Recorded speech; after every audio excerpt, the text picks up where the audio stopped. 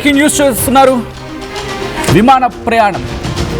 అవును, ఈ పేరు వింటే చాలు సగటు విమానయాన ప్రయాణికులు భయపడిపోతున్న పరిస్థితి. ఎయిర్ ఇండియా ఘటన మరొక ముందే ఇండిగో విమానంలో ఇంకొక టెక్నికల్ ఇష్యూ. విమానం ఆకాశంలో ఉండగా ఇంజిన్ ఫెయిల్ అయింది. చెన్నై విమానాశ్రయంలో ఎమర్జెన్సీ ల్యాండింగ్కు పాల్పడిన సందర్భం. విమానంలో ఏకంగా 224 మంది ప్రయాణికులు ఉన్నారు. కోల్కతా నుంచి చెన్నైకి వెళ్తూ ఉండగా ఈ ఘటన జరిగింది. విమానం ల్యాండింగ్కు రెడీ అవుతున్న టైంలో లెఫ్ట్ ఇంజిన్ ఫెయిల్ అయింది. రిమెంబర్, ల్యాండింగ్కి మరి కాసేపట్లో హార్డ్లీ ఒక 10 మినిట్స్లో ల్యాండింగ్ ఉంది అనగా ప్రమాదం జరిగింది అంటే అర్థం చేసుకోవచ్చు ఎటువంటి భయానికి ప్రయాణికులు లోనై ఉంటారనేది. విమానం ల్యాండింగ్కు రెడీ అవుతున్న టైంలో లెఫ్ట్ ఇంజిన్ ఫెయిల్ అయింది. వెంటనే ఎయిర్ ట్రాఫిక్ కంట్రోల్ను అలర్ట్ చేశారు పైలట్. దీంతో చెన్నై విమానాశ్రయంలో కొద్ది నిమిషాల పాటు హై టెన్షన్ నెలకొంది. అధికారులు అలర్ట్ అయ్యారు. దీంతో 7 నిమిషాల తర్వాత 7 నుంచి 8 నిమిషాల తర్వాత సేఫ్గా ల్యాండ్ అయింది. లెఫ్ట్ ఇంజన్లో టెక్నికల్ ఇష్యూ తలెత్తింది. అసలు ఏం జరిగింది డీటెయిల్గా మాట్లాడుకుందాం. ఇండిగో ఫ్లైట్ కోల్కతాలో సేఫ్గా ల్యాండ్ అయింది అని మాట్లాడుకుంటున్న సందర్భం. ఈ ప్రమాదం ఒక్కసారిగా అందరినీ, మరీ ముఖ్యంగా ఆ 224 మంది ప్రయాణికులు బెంబేలెత్తించేస్తుంది. ఎందుకంటే ఫుల్ ఎమర్జెన్సీ అనేది డిక్లేర్ అయిన పరిస్థితి. ఎక్కడది? తమిళనాడు గురించి మాట్లాడుకునే సందర్భం. ఒక ఫుల్ ఎమర్జెన్సీ డిక్లేర్ చేశారు చెన్నై ఎయిర్పోర్ట్లో. దీనికి ఇండిగో ఫ్లైట్ 6E723 కోల్కతా నుంచి చెన్నైకి వెళ్తూ ఉంది. లెఫ్ట్ ఇంజన్లో ఒక్కసారిగా ఆ కండిషన్ ఇనాపరేటివ్గా మారిపోయింది.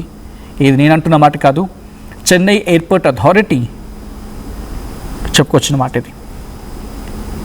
ఆ తర్వాత నెసెసరీ ఎమర్జెన్సీ రెస్పాన్స్ అరేంజ్మెంట్స్ని వాళ్ళు ప్రొవైడ్ చేయాల్సి వచ్చింది. ఎందుకు? ప్రయాణికుడిని సేఫ్గా ల్యాండ్ చేసేందుకు. కరెక్ట్గా 11 గంటల 37 నిమిషాలకి రన్వే 25 దగ్గర 11 గంటల 37 నిమిషాలు రాత్రి 11 గంటల 37 నిమిషాలకి 224 మంది ప్యాసింజర్స్ ఆన్ బోర్డులో ఉన్నారు. వాళ్ళందరూ సేఫ్గా ల్యాండ్ అయ్యారు. బట్ దానికి కరెక్ట్గా ఒక 7-8 నిమిషాల ముందు, అంటే 11 గంటల 29 నిమిషాలకి ఫుల్ ఎమర్జెన్సీ డిక్లేర్ చేశారు. 6E723కి ఫ్లైట్కి సంబంధించి ఫుల్ ఎమర్జెన్సీ డిక్లేర్ చేశారు. కోల్కతా నుంచి చెన్నై రావాల్సింది. లెఫ్ట్ ఇంజిన్ కండిషన్ ఇనాపరేటివ్గా ఉంది. 11 గంటల 37 నిమిషాలకి ఎయిర్క్రాఫ్ట్ ఎక్స్పెక్టెడ్ టు అరైవ్. ఆ తర్వాత స్కెడ్యూల్ని 11 గంటల 30 నిమిషాలకు మార్చారు. ఇది చెన్నై ఎయిర్పోర్ట్ అథారిటీ చెప్పుకొచ్చిన మాట.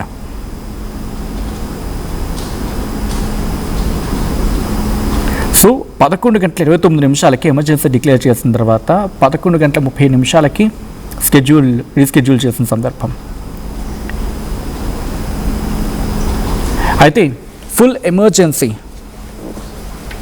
ఎమర్జెన్సీ విత్డ్రాన్ అయింది 11 గంటల 40 నిమిషాల ప్రాంతం. ఆపరేషన్స్ మళ్ళీ నార్మలైజ్ అయ్యాయి. ఎప్పుడైతే ఎమర్జెన్సీ డిక్లేర్ చేశారో నెసెసరీ ఎమర్జెన్సీ రెస్పాన్స్ టీమ్స్ అక్కడికి చేరుకున్నాయి. ఇది వాళ్ళు ఇచ్చిన స్టేట్మెంట్, నేను అంటుంది కాదు. And necessary emergency response arrangements అక్కడికి ఇనీషియల్గా ప్లేస్ చేయడం జరిగింది ఎయిర్ క్రాఫ్ట్ దగ్గర ఆ సేఫ్ అరైవల్ కోసం. 11 గంటల 37 నిమిషాలకి ఇండియన్ స్టాండర్డ్ టైం ప్రకారం రన్వే 25 దగ్గర 224 మంది ప్యాసింజర్స్ ఆన్ బోర్డ్లో ఉన్న ఫ్లైట్ 11 గంటల 30 నిమిషాలకి సేఫ్గా ల్యాండ్ అయింది. ఫుల్ ఎమర్జెన్సీ అనేది 11 గంటల 47 నిమిషాలకి విత్డ్రా చేసేసాము, ఆపరేషన్స్ నార్మల్ అంటూ ఉన్నారు. అయితే గత నెల ఇండిగోకి సంబంధించిన ఇంటర్నేషనల్ ఇండిగో ఫ్లైట్ ముంబై నుంచి దుబాయ్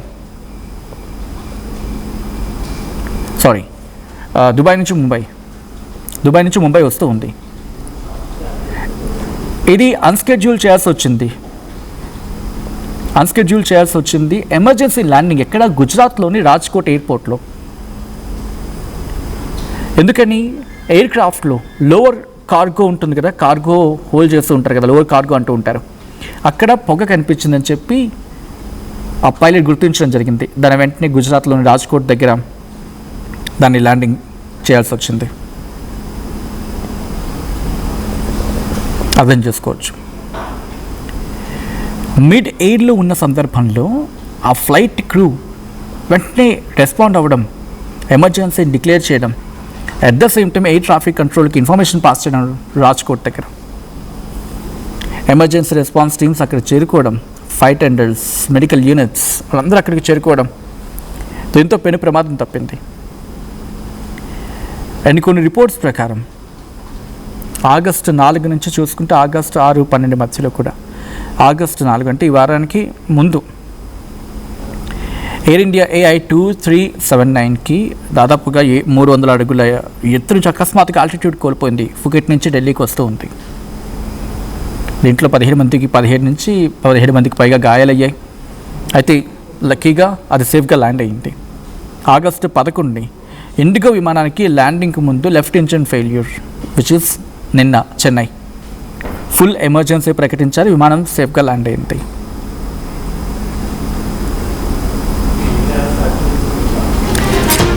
సో దీన్ని బట్టి అర్థం చేసుకోవచ్చు ప్రస్తుతం ఎటువంటి పరిస్థితి ఉంది అనేది. దాంతోపాటు చిన్న చిన్న ఇష్యూస్ గురించి కూడా మాట్లాడుకుంటూ ఉన్నారు. అండ్ 1 కాదు 2 కాదు, ఇలా బ్యాక్ టు బ్యాక్ ఘటన జరిగినప్పుడు సగటు విమానయాన ప్రయాణికుడికి బెంబెలెత్తించేస్తూ ఉంటాయి, భయానికి గురి చేస్తూ ఉంటాయి. ఎందుకంటే విమానం ఎందుకు ఎక్కాలనుకుంటాం, లాస్ట్ ఆప్షన్గా ఆఖరి 7 నిమిషాలంటే అర్థం చేసుకోవచ్చు ఎంత ప్రమాదకరంగా ఉండుంటుంది పరిస్థితి అనేది. ఒక్కసారి మీరు చూడొచ్చు, ఆ రూట్ మ్యాప్ చూపించే ప్రయత్నం చేద్దామండి. ఇఫ్ పాసిబుల్ ఒకసారి మ్యాప్కి వెళ్ళే ప్రయత్నం చేయండి. అదిగో మీరు చూడొచ్చు, కోల్కతా నుంచి చెన్నైకి వస్తూ ఉంది. ఆ టైం కొంచెం పాసిబుల్, కొంచెం దాన్ని పైకి జరపగల విజువల్ ఏమైనా సాధ్యమవుతుందా? అదిగో చూసారా, చెన్నైకి చేరుకున్న సందర్భం అక్కడక్కడే. కోల్కతా నుంచి చెన్నైకి బయలుదేరింది. అరౌండ్ 5:30 మినిట్ కింద టైం చూడొచ్చు. అట్ ద సేమ్ టైం కిందన డీటెయిల్స్ చూడొచ్చు. అదిగోండి ఆ టైం గురించి మాట్లాడుకున్న సందర్భం. సో ఒక్కసారిగా ఆ చేంజ్ ఓవర్ కనిపిస్తూ ఉంది, ఆ మార్పు గురించి మాట్లాడుకున్నారు. ఈ ఘటన ఒక్కసారిగా ప్రయాణికులందరినీ భయానికి గురి చేస్తుంది. తెలిసిన ఆబ్వియస్ ఎవరికైనా భయం అనిపిస్తుంది కదా. అధికారులు లక్కీగా అలర్ట్ అయ్యారు. అండ్ పైలట్ని వీ మస్ట్ అప్రిషియేట్ పైలట్, ఆ టెక్నికల్ గ్లిచ్ని గుర్తించారు కాబట్టి. లేకపోతే ప్రమాద తీవ్రతను ఊహించగలమా? ఎందుకంటే ఇండిగో విమానంలో ల్యాండింగ్ కొద్దిసేపటి ముందు లెఫ్ట్ ఇంజిన్ ఫెయిల్యూర్ని గుర్తించారు. చెన్నై ఎయిర్పోర్ట్లో ఉన్న అథారిటీస్ ఫుల్ ఎమర్జెన్సీ ప్రకటించారు. విమానం సురక్షితంగా ల్యాండ్ అయింది. సో ఈ కథను మీరు కాస్త కలవరపరచచ్చు. దీనికి సంబంధించి తగిన జాగ్రత్తలు తీసుకోవాలని ఆర్టీఓ సూచించడం జరుగుతోంది.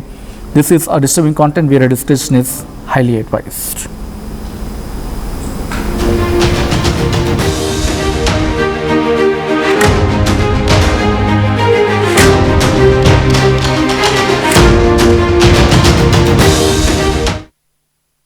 ఏం కొన్నావురా? అమ్మకి 10, అత్తమ్మకి 6, అమ్మమ్మకి 4 కేజీలు చీరలు మావా. అబ్బో, ఇక్కడ కేజీ చీరలు కొంటే 1/2 కేజీ చీరలు ఫ్రీ అంట. Churidar, men's wear, kids wear 1+1, 2+1 మస్తు ఆఫర్లు ఉన్నాయి. మరి ఇంకా మాంగళ్య ఆషాఢం కేజీ సేల్ అంటే తెలుసు కదా. మాంగళ్య షాపింగ్ మాల్, కేజీల్లో సేల్, టన్నుల్లో ఆనందం.